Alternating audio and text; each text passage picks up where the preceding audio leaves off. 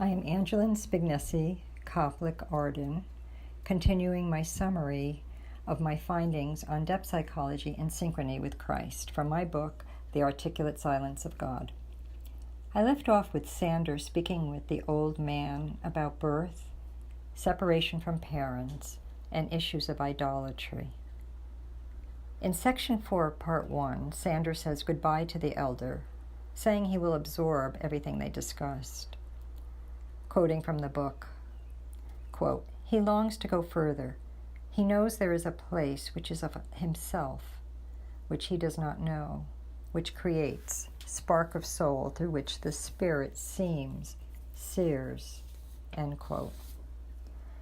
He thinks of all the bonds he had had in relationships up to now, how he had been bonded to another, frenzied nights when he was deceiving them and himself, and how his touch had been naive and full of holes. He goes into a store. He asks for water.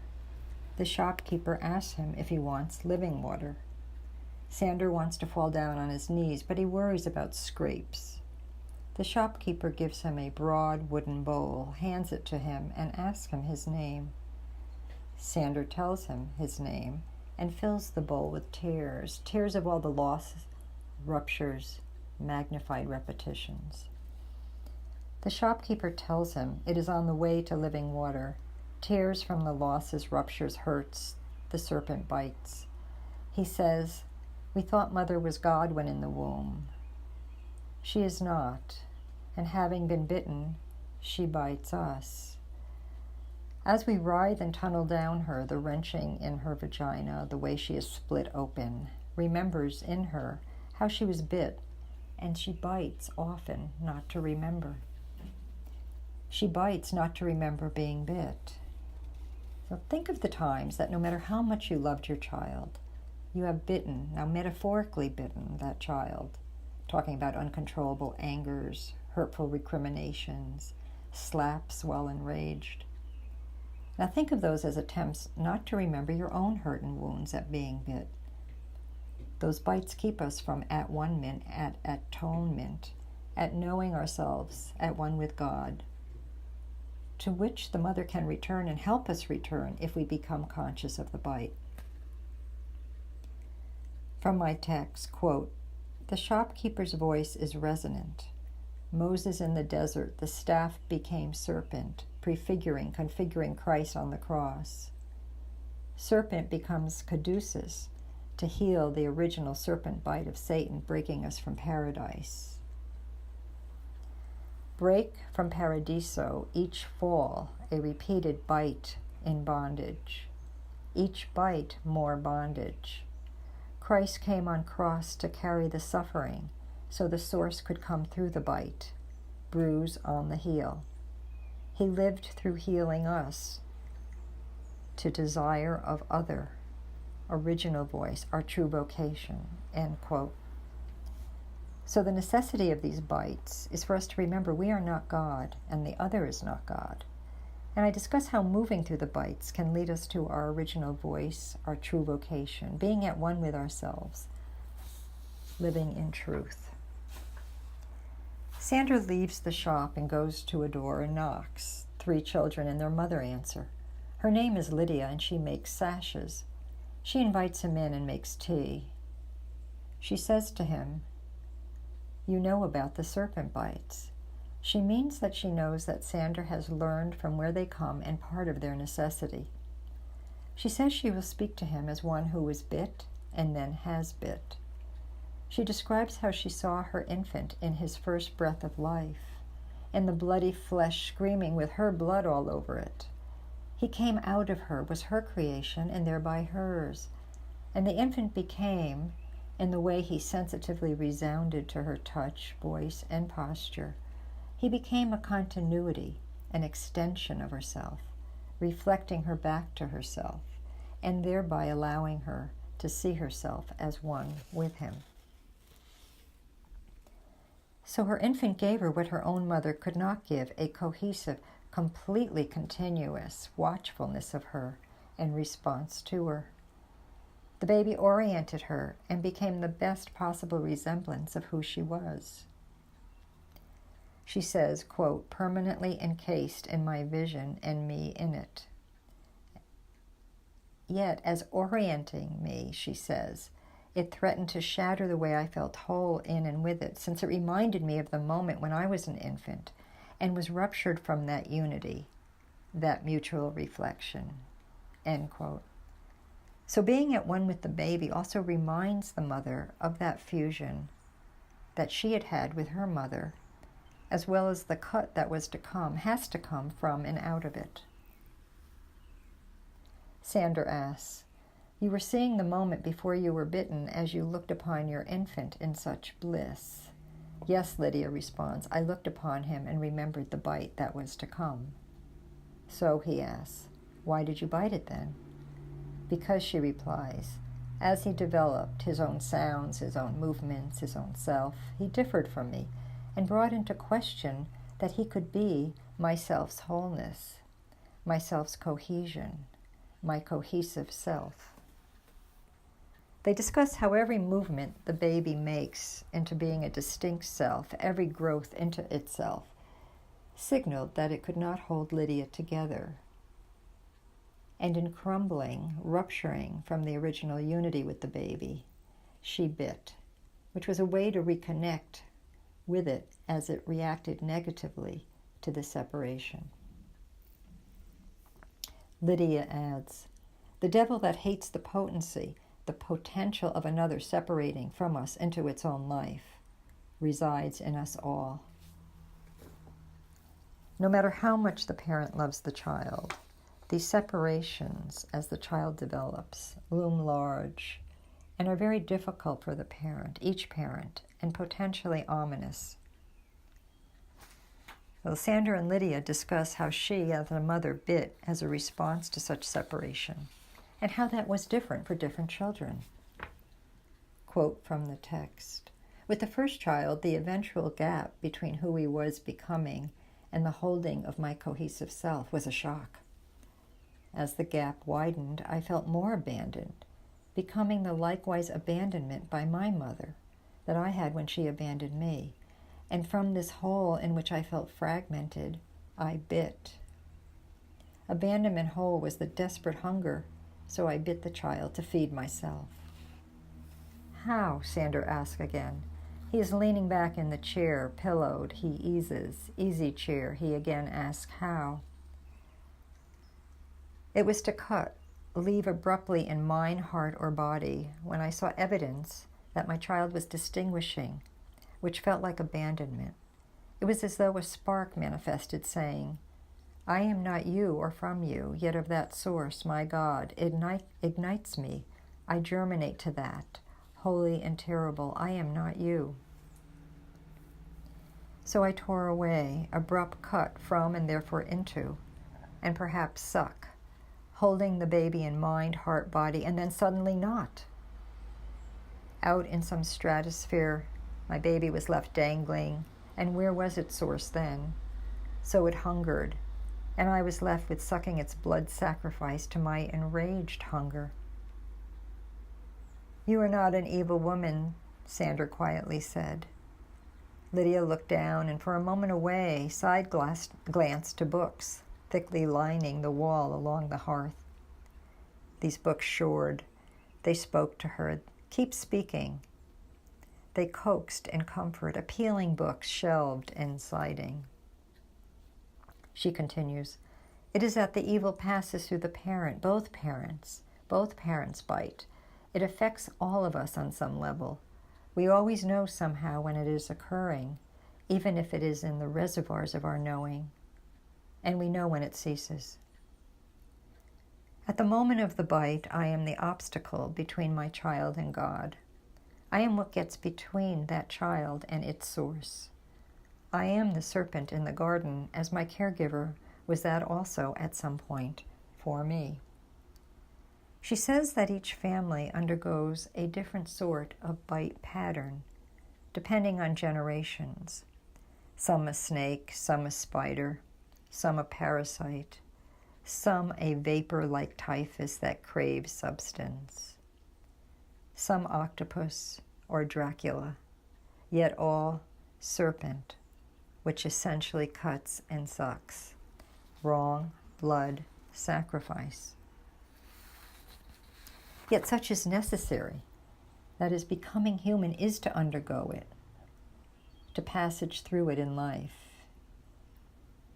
It is not that the infant is identifying with God intentionally, she continues, but every infant enters life not limited, thinks all its needs are primary and exclusive.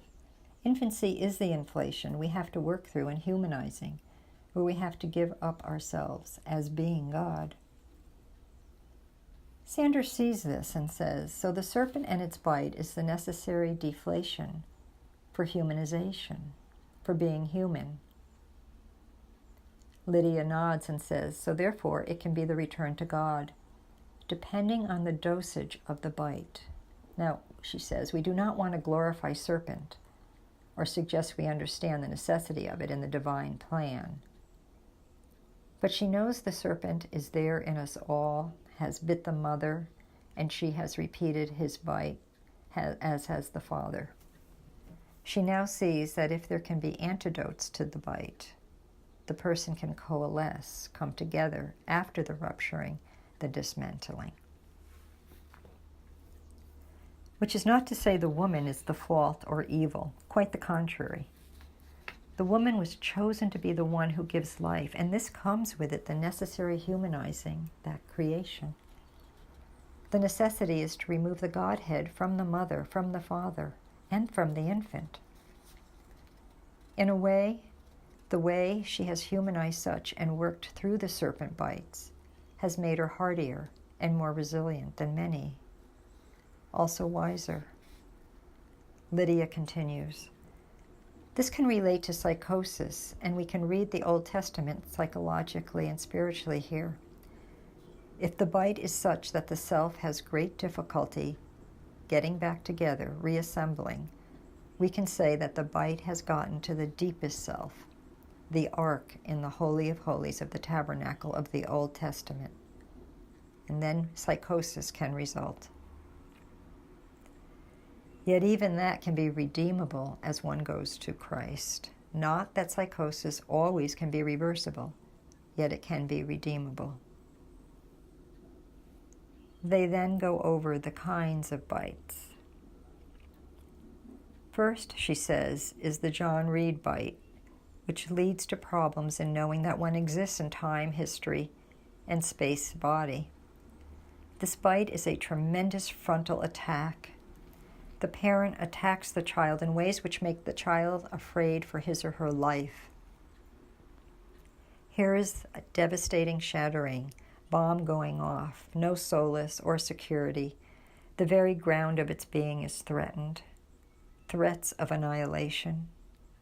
It entails the caregiver attempting to swallow the whole of the child, which is a perverted attempt at oneness, which later becomes addictions, eating disorders, and adolescent rebellions that can continue well into adulthood. In the John Reed bite, the space the baby inhabits is inside the mother. Most likely passed down for generations, the mother incorporates the baby, does not metaphorically let it out. And this comes out of a great loneliness and not being met in the soul by another. The mother feeds herself in feeding the baby, which means the baby is not fed and has problems in eating. Eating disorders. Here the baby is inside the mother. Psychologists say this child is schizoid or autistic. Trying to get out, the attempt to do such is seen as borderline symptoms.